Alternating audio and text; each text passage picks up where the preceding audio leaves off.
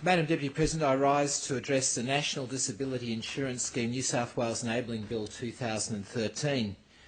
The National Disabilities Insurance Scheme is about additional funding for people with disabilities. It's about empowering people with disability to allow them to make decisions for themselves, and it's about ensuring the services that are delivered to people with disability are appropriate to their needs and appropriate to their aspirations.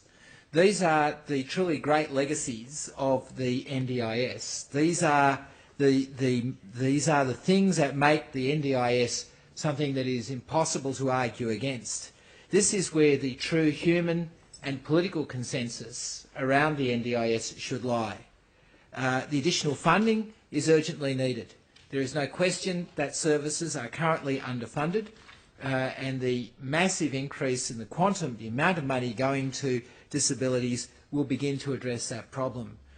Empowering people with disability is an important outcome, not just because it respects their human dignity, but also because it enables them to participate fully in our society, and making sure that they have control over services, that those services work to provide the outcomes that they need and they want, is not just about empowering, it's also about making sure that the right services are delivered to the right people.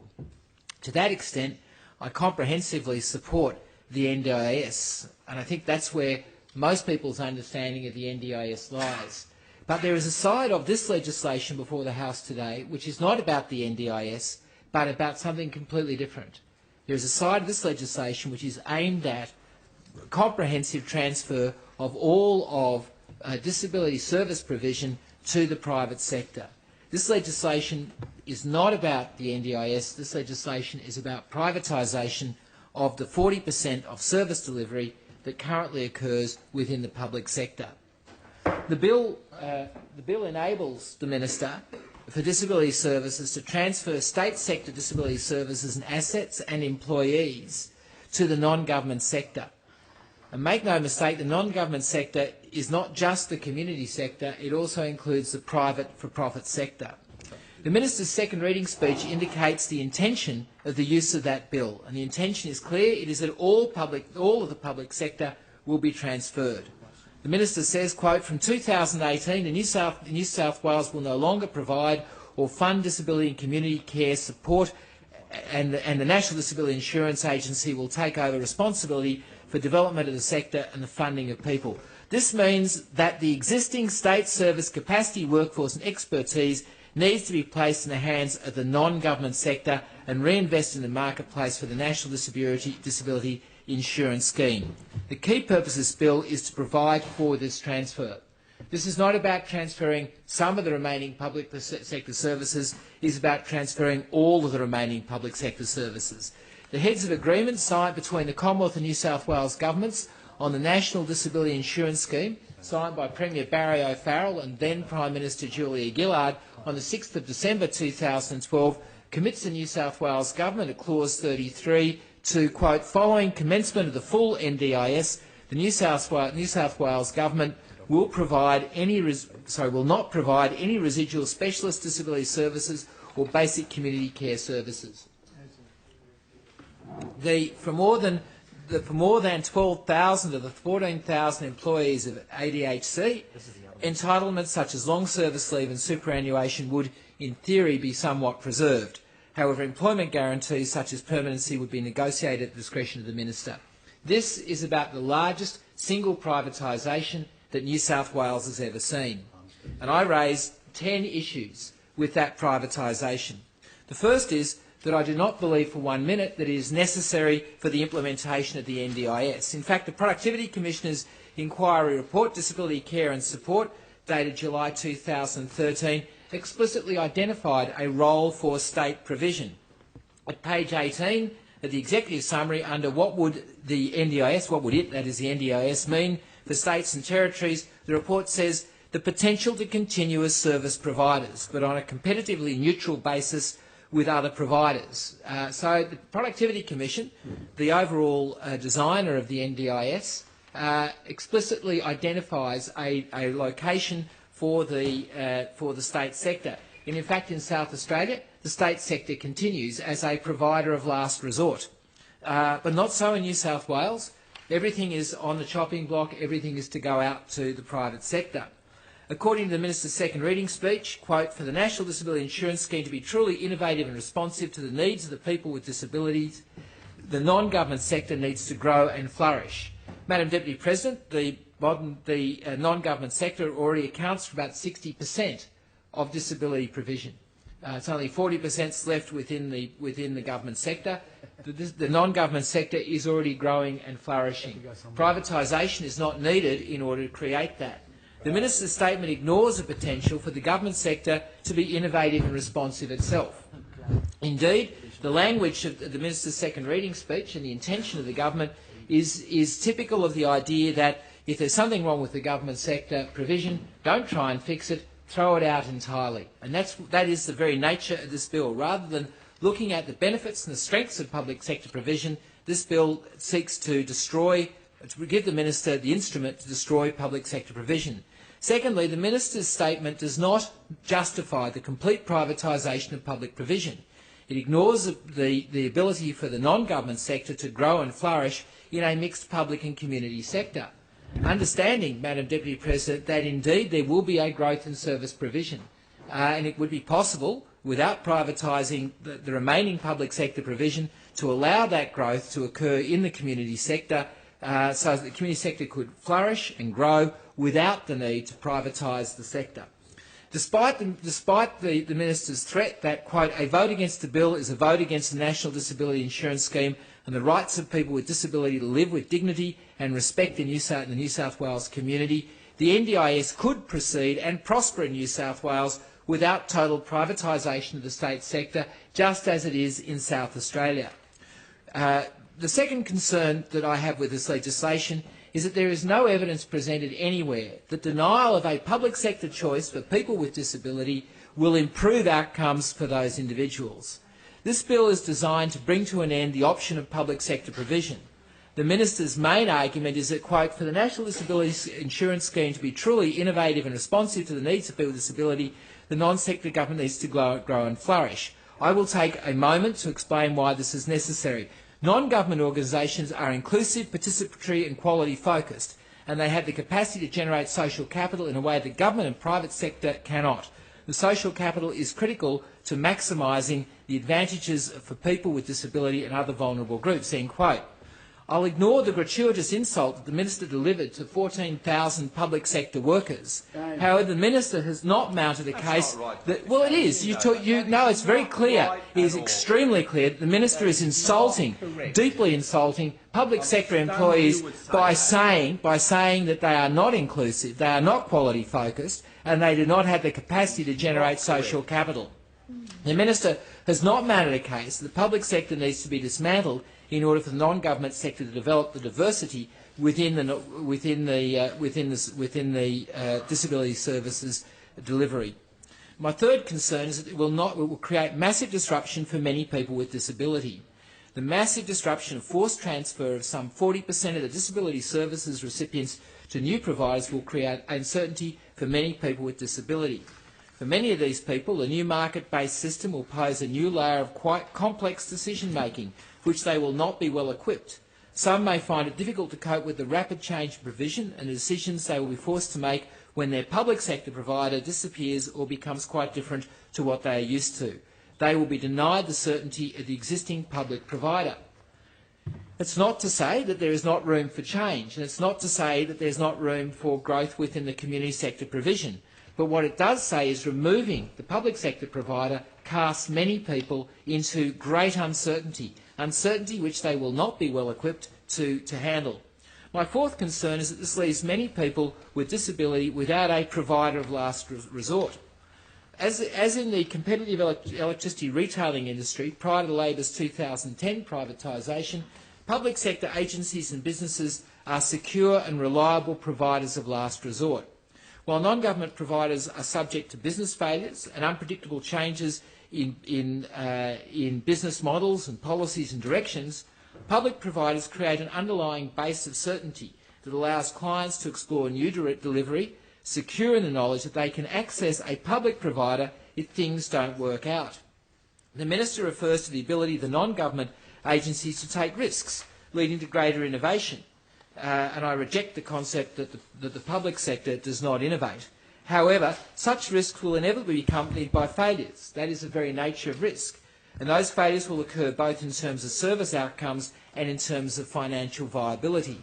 While public sector agencies can also take risks and can also innovate, the underlying certainty of public sector continuity will be of benefit to many people with a disability, a benefit that is now to be denied to them by a government hell-bent on privatising the entire sector. There are particular concerns for rural and regional communities where the thin market problem might leave some individuals without appropriate service options. It is not clear that many of the community and private sector providers will indeed set up outlets and set up service delivery within rural and regional communities. There are major concerns for particularly remote communities such as Kaye, which is already struggling to achieve appropriate levels of services, for example in mental health, will now have to go without public sector delivery of disability services.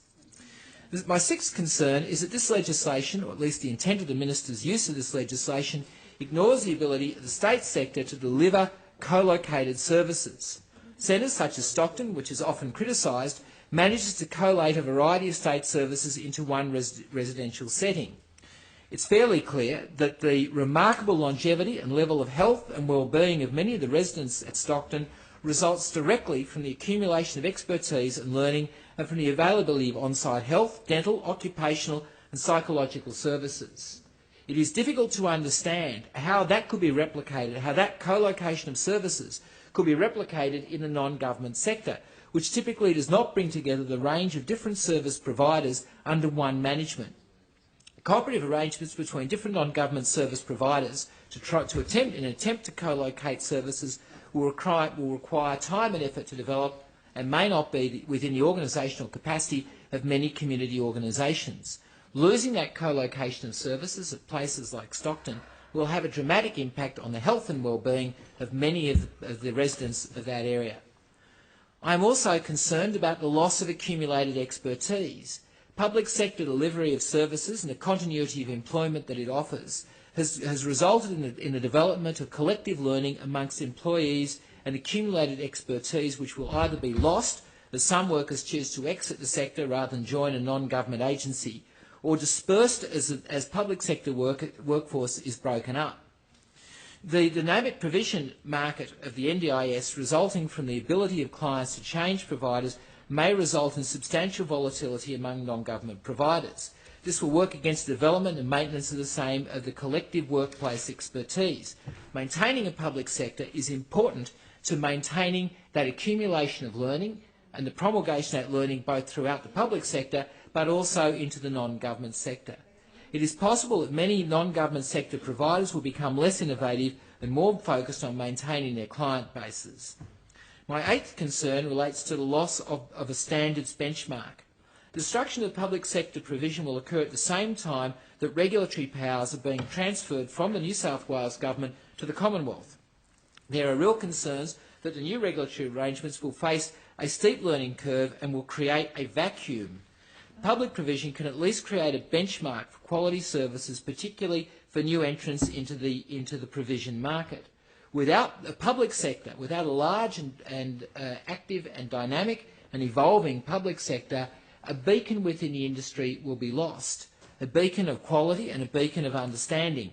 Our concern is that many of the new entrants with a new and inexperienced Commonwealth regulator will not adhere to the standards and without the example of a public sector will not even know what good provision means. My ninth concern is that this reform opens up public funding to private for-profit providers. The legislation enables the Minister to transfer public sector disability services assets and employees to non-government organisations. And be absolutely clear, non-government organisations is not just the community sector. It also includes the corporate sector. Will Serco become a provider of disability services in New South Wales? Indeed, will organisations like Serco, which travel around the world looking for opportunities to move on public sector, on publicly funded provision of community services, Will an organisation like Kaye see New South Wales as the next big thing in expanding their activities? And will they, in the long run, be able to drive out from the industry, the community providers, and create a hegemony of private sector for-profit providers? For-profit providers are focused on profit by definition, and not on the best interests and best outcomes of the people that they're providing services to. The incursion of profit-making corporations in the sector will create massive risks of exploitation and profit drivers compromising outcomes. My 10th concern relates to the details of legislation, which I think we will be addressing in the committee stage. And this relates to the conditions for current public sector employees being forcibly transferred into the private sector. There are many public sector employees who have given 20 or 30 years of service in disabilities. I have met some of these, for example, at Stockton, and I am always, every time I talk to them, I'm impressed by their dedication, by their commitment to innovation, and by their commitment to collective learning. These employees have had a lifetime of commitment to public sector employment. These employees, under the provisions of this Act, without a reference to their desires, their career aspirations or their values, be transferred to a private sector agency, either a community agency or a for-profit agency, at the whim of the minister. Section 14, proposed Section 14.3 of the bill makes it absolutely clear. Pay and condition in a non-government sector could be as little as 40% less than the public sector. But not only would they see a decline, a long-term decline after whatever employment guarantee the minister sees fit to provide, after that has expired, not only will they see a decline in the quality of their pay and conditions, but they will also be exposed to values which may not be their own. These individuals have signed up for public sector delivery. They believe in public sector delivery. They believe in the community. They believe in their clients. They believe in the capacity of their clients. And they believe in the capacity of the public sector to uniquely deliver for their clients. It seems to be going back to the days of bonded labour, where the minister can take these individuals and place them in any private sector agency or non-government sector agency that he sees fit. It runs counter to not only the best interests of those individuals, but the best interests of the sector. If you want to destroy a sector, destroy the workforce. As one person said to me recently, it's very hard to get good motivation in a press gang, and this is press gang legislation. As one ADAC employee put it to me, the minister set for himself 3 benchmarks for his legislation. He said that the bill is designed to achieve 3 critical objectives: to ensure the implementation of the National Disability Insurance Scheme delivers maximum continuity services for people with disability as they make decisions about their future, promotes the retention of a skilled disability services workforce, and maximises the capacity of the disability services sector.